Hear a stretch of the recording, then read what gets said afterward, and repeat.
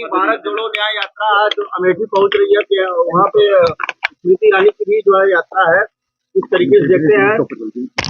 भारत टूटा कब गए उसको जोड़ रहे हैं, पहले उनसे पूछिए जी, कल्कि धाम का एक प्रधानमंत्री जी ने शिलान्यास किया है, क्या कहेंगे इसके बारे में? प्रधानमंत्री जी हमारे देश के नए निर्माण में लगे हुए हैं और भारत का नव निर्माण शुरू हो गया है। आपने अभी देखा कि राम मंदिर का प्राण प्रतिष्ठा हुआ और उसके बाद जो है ये कल्कि धाम का भी उन्होंने शुरुआत किया। निर्मला जी, राहुल गांधी जब बनारस आया तो विश्वनाथ मंदिर में दर्शन करने गए, लेकिन उन्होंने त्रिकुंड नहीं लगाया, क्या कहेंगे इसके बारे में? यात्रा तो कर रहे हैं, ये तो राहुल जी बता पाएंगे ना, हम कैसे बताएं? धार्मिक वो अपने आप को धार्मिक बता रहे हैं कि हम दर्शन पूजन कर रहे हैं, लेकिन इस तरीके का जो व्यवहार है उसको लेकर के क्या कहेंगे? तो राहुल जी बता पाएंगे कि वो किस तरह की पूजा पाठ में आस्था रखते हैं। लेकिन निरहुआ जी, जिस तरीके से जो लोग राम के अस्तित्व से सवाल उठाते थे, आज चुनाव के समय मंदिर मंदिर घूम रहे हैं, राहुल गांधी की बात कर रहे हैं, इस तरीके का काम कर रहे हैं। चलिए, कम से कम प्रभु श्री राम ने उनको इतना तो सद्बुद्धि दिया कि उनको ये समझ में तो आया कि ये पूरा ब्रह्मांड जो है वो राममय ही है, राम से बाहर कुछ है नहीं दुनिया में। अगर ये बात जब भी समझ में आ जाए तभी ठीक है। एक समय भारतीय जनता पार्टी के भी साथ रहे स्वामी प्रसाद मौर्य आज जो है सपा से अलग होकर नई पार्टी अब बना चुके हैं। लगातार हिंदू धर्म हो या भारतीय संस्कृति, उस पर वो टिप्पणियों के लिए जाने जाते हैं। आपको क्या लगता है निरहुआ जी, उनका राजनीतिक भविष्य अब क्या होगा? अब उनका भविष्य तो राम जी तय करेंगे। राम जी के खिलाफ बोलते तो राम जी ही उनका भविष्य बनाएंगे, बिगाड़ेंगे। ओबीसी समाज से आते हैं, आरक्षण के लिए क्या कहेंगे? मुझे लगता है कि जिस तरह से प्रधानमंत्री जी काम कर रहे हैं, पूरे देश में उन्होंने कहा कि गरीब जो है वो गरीब है, गरीब जाति अपने आप में एक गरीब है, महिला जाति है, युवा जाति है, किसान जाति है। और जब किसान के लिए काम करते हैं तो उसमें अगड़ा पिछड़ा, दलित, शोषित, पीड़ित सभी आते हैं। अगर महिलाओं के लिए काम करते हैं तो उसमें सभी वर्ग जाति के लोग आते हैं। तो ये तरीका है भारतीय जनता पार्टी का काम करने के लिए। हम लोग बांटने का काम नहीं करते हैं, भारतीय जनता पार्टी पूरे देश के लिए काम करती है। गांधी अब चुनाव नहीं लड़ेंगी, कांग्रेस के प्रदेश अध्यक्ष अजय राय का कहना है कि गांधी परिवार का ही लड़ेगा। तो क्या लगता है अब उत्तर प्रदेश में जिस तरीके से पिछले चुनाव की बात करें तो राहुल गांधी अमेठी हार गए थे, लेकिन इस बार सोनिया गांधी भी वहां से चुनाव नहीं लड़ेगी?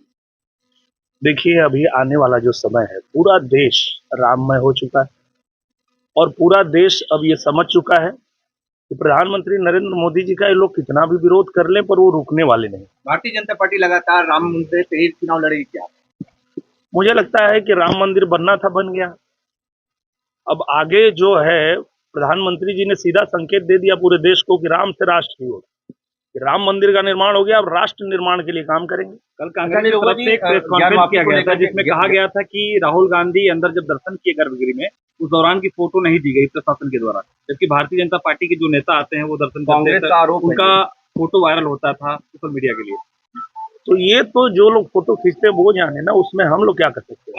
आप सांसद हैं आजमगढ़ के और राजनीति में भी आपकी एक बड़ी भूमिका देखी जा रही है। अगर समाजवादी पार्टी के मुखिया अखिलेश यादव के परिवार से एक बार फिर से वहां पर कोई चार्ज होता तो आप कितनी बड़ी चुनौती मानते हैं? मैं तो चाहता हूं कि अखिलेश यादव खुद आए आजमगढ़ लड़ने के लिए, क्योंकि पहले भी अखिलेश यादव लड़े थे वहां। तो मैं तो यही चाहूंगा कि वो खुद ही आए आजमगढ़ लड़ने के लिए। सीधी चुनौती दे रहे हैं? बिल्कुल, एकदम सीधा। आपको लगातार सीधी जी जी, अपनी बात पूरी करिए। हाँ, पूछिए। इंडिया गठबंधन के तमाम जो घटक दल हैं वो धीरे धीरे एक एक करके दूर होते जा रहे हैं और इंडिया गठबंधन को लेकर के लगातार जो है जो विपक्ष है वो हुंकार भर रहा है कि इस बार बदलाव होगा। क्या लगता है आपको? मुझे लगता है इंडिया अलायंस के पास न नीति है और न नीयत है, और इसलिए वो लोग हमेशा बनाने की कोशिश करते हैं पर फूट हो जाती है उनके अंदर। अगर उनके पास कोई चेहरा होता कि हम इस चेहरे पे चुनाव लड़ेंगे, ये हमारे प्रधानमंत्री होंगे, तो वो लड़ पाते थे, पर ऐसा होता नहीं है।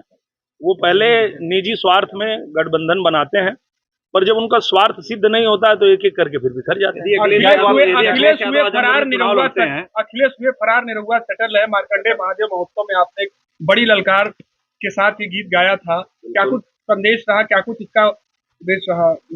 मुझे लगता है कि आजमगढ़ में पहले उनको मौका मिला था और 4 साल वहां रहने के बाद जब वो छोड़ के चले गए तो एक साल हम लोगों को अवसर मिला और एक साल में हम लोगों ने आजमगढ़ में उतना काम किया जितना वहां 50 साल में नहीं हुआ। आजमगढ़ में अंतर्राष्ट्रीय हवाई अड्डा बन रहा है, आजमगढ़ में विश्वविद्यालय बन गया है, आजमगढ़ में अटल आवासीय महाविद्यालय बन गया है, आजमगढ़ में संगीत महाविद्यालय बन रहा है, आजमगढ़ बनारस और गोरखपुर के लिए सीधी रेल लाइन बिछ रही है, जो 70 साल से मांग थी वो इन एक साल में पूरा हो गया है। तो मुझे लगता है कि एक साल में भारतीय जनता पार्टी के नेतृत्व में जो वहां काम हुआ है, उसके बाद चाहे अखिलेश जी आए, चाहे उनके परिवार से आए, चाहे कोई आए, आजमगढ़ की जनता ने तय कर लिया है कि हमको अब सरकार के साथ रहना है। और पूरा देश जानता है कि तीसरी बार फिर से नरेंद्र मोदी जी प्रधानमंत्री बनने जा रहे हैं, तो आजमगढ़ भी उनके साथ ही चलेगा। निरहुआ जी, ज्ञान वापी को लेकर के इसमें लगातार चर्चा का विषय बना हुआ है। जिस तरीके से 31 जनवरी को वहाँ पर पूजा पाठ शुरू हो गया, मुख्यमंत्री का भी बयान सामने आया है, लेकिन यहाँ के जो संत हैं वो आरोप लगा रहे हैं कि कुछ मुस्लिम संगठन है वो लगातार ज्ञान वापी को लेकर के बातचीत कर रहा है। कोई साजिश काम नहीं आएगी। मुझे लगता है कि जब कोर्ट का आदेश आएगा तो कोर्ट के फैसला को हर किसी को मानना पड़ेगा। इस देश में सबसे ऊपर जो है वो न्यायालय है और न्यायालय के आदेश का पालन करना हमारा भी कर्तव्य है और सबका कर्तव्य है। निरहुआ जी, यदुवंशी समाज की बात कर ले तो माना जाता था कि बिहार में या उत्तर प्रदेश में एक ही परिवार से जुड़े हुए राजनीतिक लोग आते थे, लेकिन डॉक्टर मोहन यादव मध्य प्रदेश में मुख्यमंत्री चुने गए, उसके बाद लगातार इस पर बयानबाजी भी हुई। आप कैसे देखते हैं, क्या लगता है? ने जो विवादित टिप्पणी दिया यादव समाज को लेकर के, यादव नाम लेकर के, क्या कहेंगे? उनका कहना ये था कि कहीं न कहीं यादव समाज को लेकर उनका कहना ये था कि कहीं न कहीं यादव समाज को लेकर राजनीति हो रही है, हम असली हितैषी हैं यादव समाज। यादवों के नेता वही है, उनका ये कहना। अगर वो यादवों के असली नेता है तो उनको यादवों के हित के बारे में सोचना चाहिए।